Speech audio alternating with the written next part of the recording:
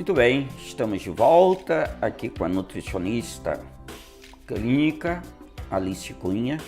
Tem o seu consultório ali na Praça Shopping, especialista também em obesidade e eu sempre esqueço emagrecimento, né? Especialista nessa área, né? Isso. Uhum. Alice, importante hoje, sabemos que o valor tanto da fruta como dos legumes tem um prazo, né? Uhum. Com o tempo vai perdendo o valor nutricional. O que tu tem para falar para nós sobre isso? Então, as frutas e verduras, o importante é a gente consumir in natura, né? In natura mesmo. Pegou do pé e consumiu. Claro que a gente sabe que hoje a maioria mora na cidade, não tem condições. Bom se todo mundo tivesse uma hortinha em casa ou tivesse a oportunidade de comprar os orgânicos ali, prontinho, novinho e cheio de nutrientes. Como está tendo muitos alimentos transgênicos modificados, o DNA, para que todo mundo que está assistindo nos entenda, tem essa onda de alimentos transgênicos, onde tem a modificação do DNA para que eles fiquem prontos, mais rápidos, a gente já perde ele desde o momento que a gente consome, né, que a gente compra. Então a gente tem que pensar que uma fruta do pé, ela vai estragar mais rápido quando a gente colhe. Então a gente teve que consumir ali dentro daquela uma semana. Lembrando que quando a gente corta a fruta, também a gente já perde. Então, cortamos a maçã, tenta comer no mesmo dia aquela maçã, porque ela vai perder a fibra, ela vai perder o mineral, vai perdendo o nutriente dela, né? Então é importante que a gente já comprou fruta para uma semana. É o que eu sempre digo para os meus pacientes. Fruta para uma semana. Até porque a gente hoje tem essas frutas muito transgênicas, né? Hoje um tomate transgênico, ele pode ficar 30 dias aí na fruteira, mas valor nutritivo praticamente nenhum. Nenhum. Uhum. Nenhum. Não adianta. Nenhum. Nenhum.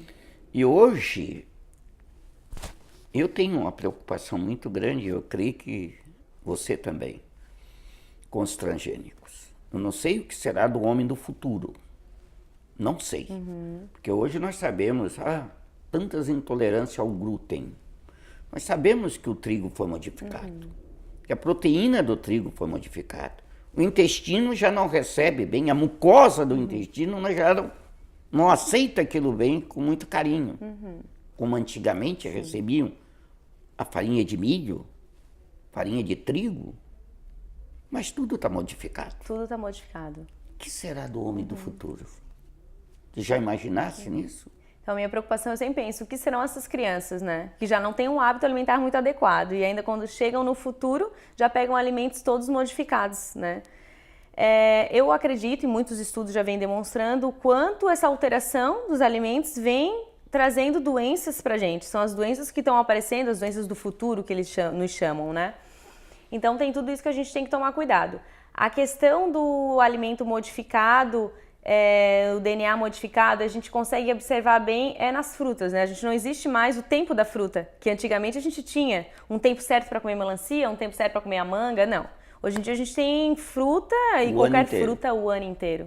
E aí é onde a gente perde valor nutricional, onde a gente perde saúde, onde eu me preocupo realmente com o nosso futuro. O perfume das frutas desapareceram. Desapareceram. Se eu fechar o olho e trazer um pêssego aqui, eu não vou saber dizer que esse é um pêssego. O sabor não é mais o mesmo, né? Não é o mesmo. Não.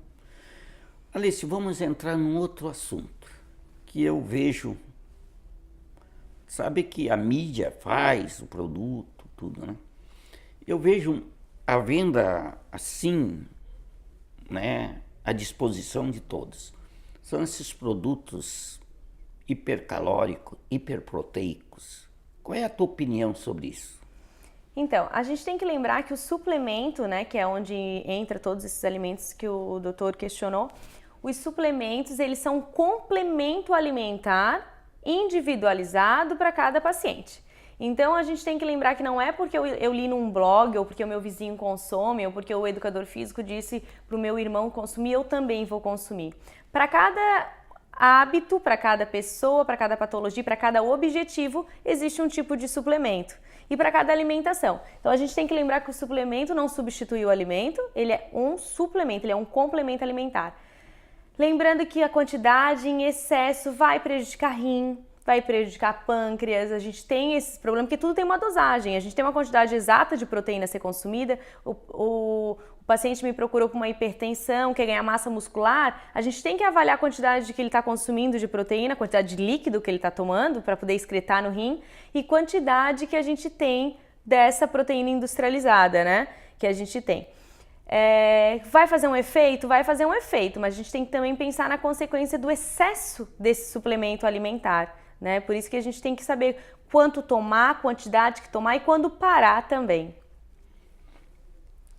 Me preocupa muito porque muitas vezes o jovem, né, quer ter um físico, uma musculatura, uma estética. Mas até que ponto isso faz bem para a saúde? Para a saúde.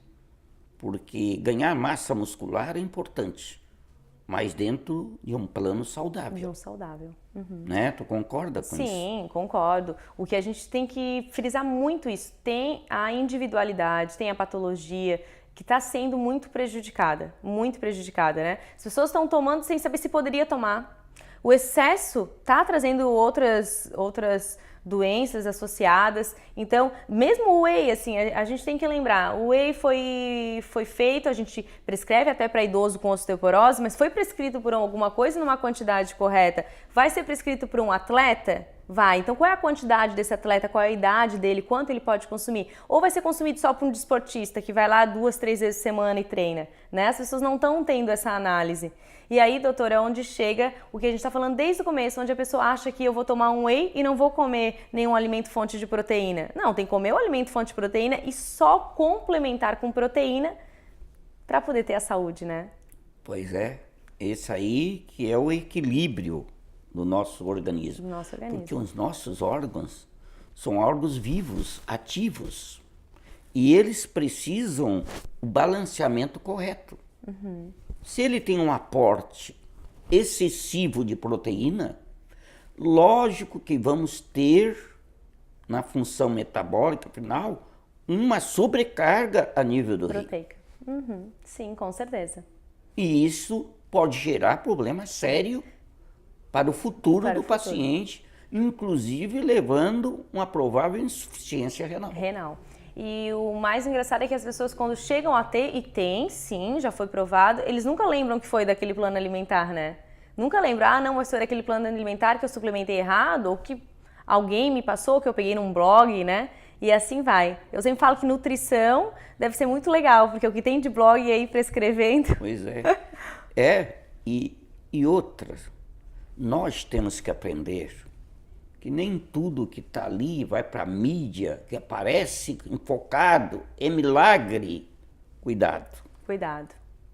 A gente tem que lembrar mesmo da mídia oportunista. É o que eu sempre falo para o paciente, né? Eu acho que o que a gente... Um exemplo fácil é o óleo de coco. O óleo de coco estourou como benéfico, e ele é benéfico. Ele foi um sucesso, ele trouxe em vários estudos o quanto ele era bom para o coração, o quanto ele era bom para o nosso sistema nervoso central e quanto ele era bom para a questão cerebral. E aí, do nada, de um boom, ele realmente se tornou o vilão. Ele se tornou vilão porque a mídia começou, o oportunista, o comércio, começou a ver que o óleo, os outros pararam de ser vendidos, então eles precisavam discutir sobre isso e as pessoas consumiram erroneamente, né? Achavam que em vez de consumir um pouco do óleo de coco, podiam se banhar no óleo de coco. E aí onde traz o prejuízo também. Pois é, isso é muito importante. A nossa banha ainda está em primeiro lugar, né?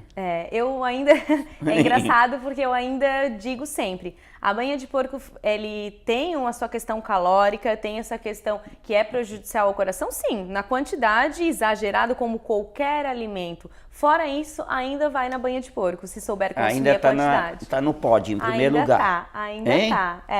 Eu sempre falo, se a gente parar para pensar, né, e sei que talvez algum médico vai me dizer, meu Deus, não, a banha de porco, se ser consumida adequadamente, se é um paciente que não tem nenhum problema de dislipidemia, né, não tem o porquê. Tem que consumir, não tem o porquê. A gente tem que lembrar que o óleo de soja é muito mais prejudicial, né? Muito mais, né? Muito mais. Isso é fundamental. O que nós temos que alertar, né, Alice? Nós que estamos na área da saúde, é que nenhum produto individual é o salvador de tudo. Ah, porque essa frutinha sai na mídia e, olha, serve para tudo. Bobagem. Isso.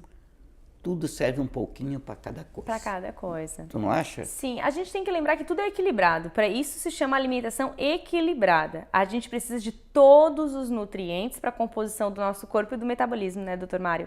Então não adianta a gente achar que a gente vai consumir um alimento e ele vai ser o salvador de tudo. E a gente tem que pensar que não é porque fez bem para o meu amigo, vai fazer bem para mim. Para isso existe equipe médica, para isso existe equipe de nutricionistas, para realmente te explicar o que é bom para ti e o que não é. Um exemplo. Nós vamos dar agora. O sal do Himalaia. O que tu acha fundamental?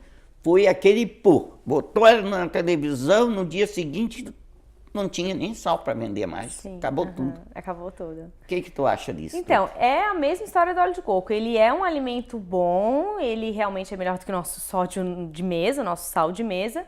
Porém, em grande quantidade, ele também é prejudicial e a gente tem que cuidar disso. Agora, a gente tem que ler quais são os artigos que dizem que ele é bom, porque é muito fácil hoje eu pegar e escrever um blog na internet ou querer vender o meu produto e dizer que ele é bom. Até que me prove o contrário, ele vai ser o bom. Então, a gente tem que saber de onde vem, qual é a fonte, quem está me dizendo que ele é bom, né? E para que ele é bom? Qual é a quantidade que ele se torna benéfico?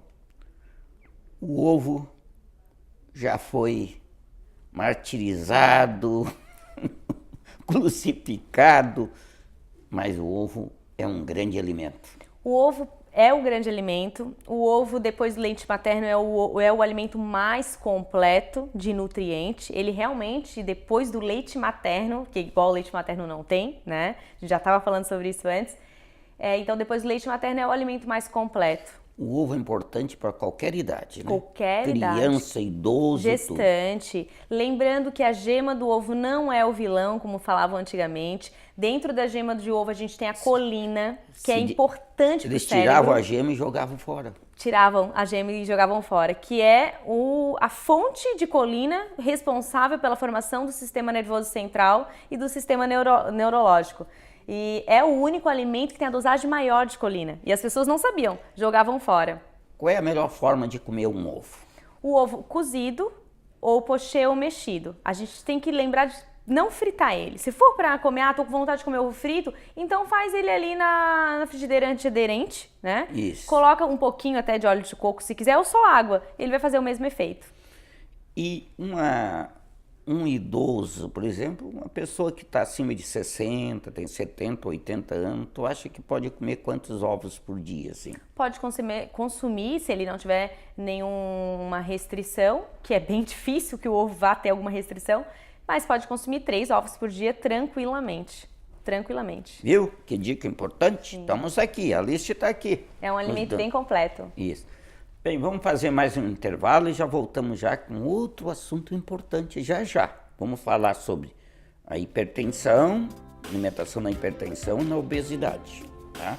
Esse último bloco.